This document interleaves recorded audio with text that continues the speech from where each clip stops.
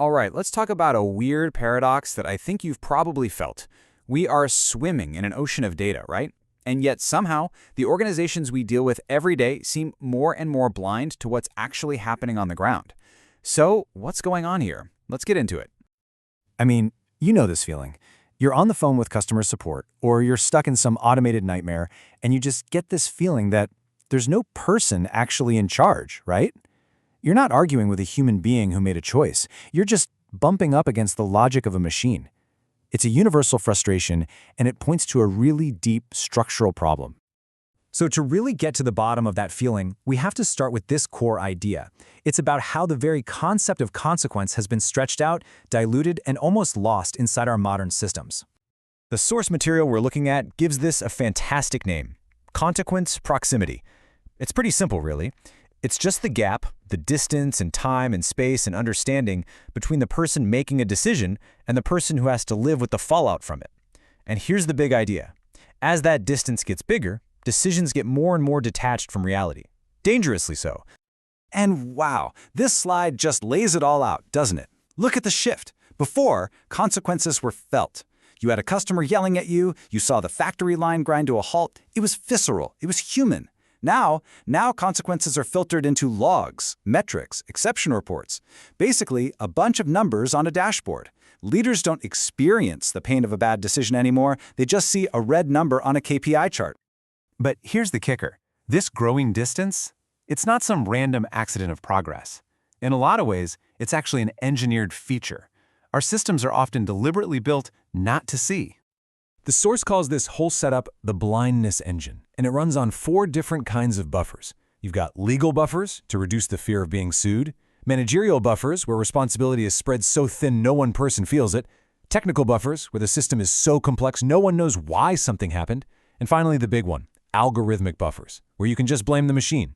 Each layer makes sense on its own, but just stack them up and you build a fortress of ignorance. And here's that paradox in a nutshell. Every single one of those buffers seems like a good idea. It feels like you're adding safety. But what you're really doing, systemically, is making the entire organization dumber. You're increasing what the source calls epistemic opacity, which is just a fancy way of saying you're making it impossible for the organization to know what's actually true. So what happens when a whole system is blind? Well, you get a really dangerous new style of management. You get a world where leaders are no longer navigating the real world. They're just staring at a screen. The result is this condition called decision myopia. It's when the people in charge, insulated by all those buffers we just talked about, stop managing the actual company and start managing the dashboard that represents the company. They're totally focused on making the numbers go up, on keeping the charts green, and they are completely blind to the fires that might be starting in the real world. I mean, just think about it for a second.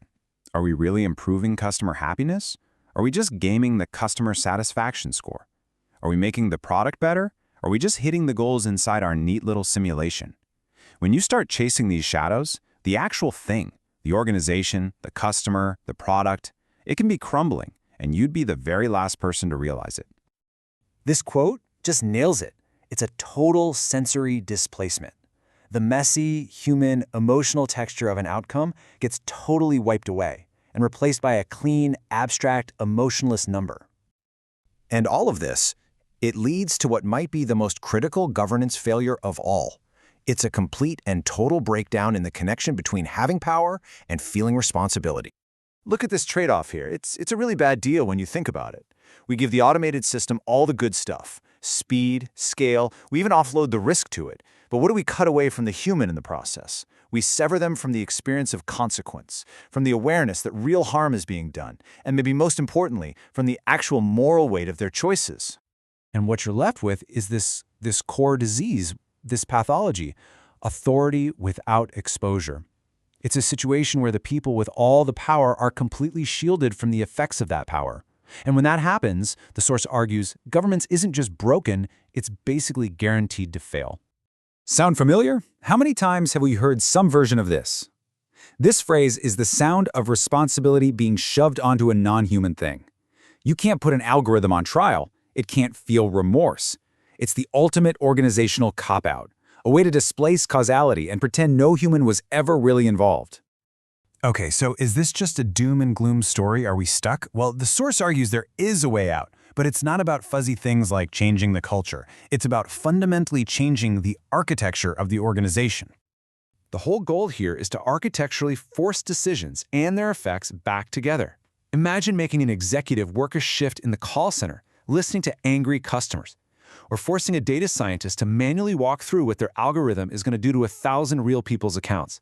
See, this isn't about punishment. It's about forcing a connection back to the real world. It's about breaking the buffers. And what this all builds toward is a new, and I think absolutely critical skill for any leader today. It's called consequence literacy.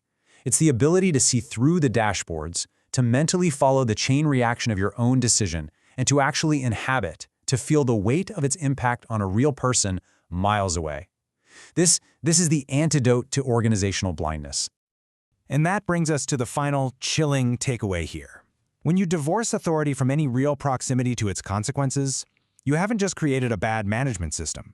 You've created a system where power operates without empathy, without wisdom, without any of the moral feedback that makes it human. So the question we're all left with is this. As our systems get smarter and faster and more abstract, our biggest challenge isn't a technical one. It's a deeply human one. How do we design these powerful new systems in a way that doesn't just tolerate, but demands that we keep our own humanity, our own sense of consequence, right at the very heart of the machine?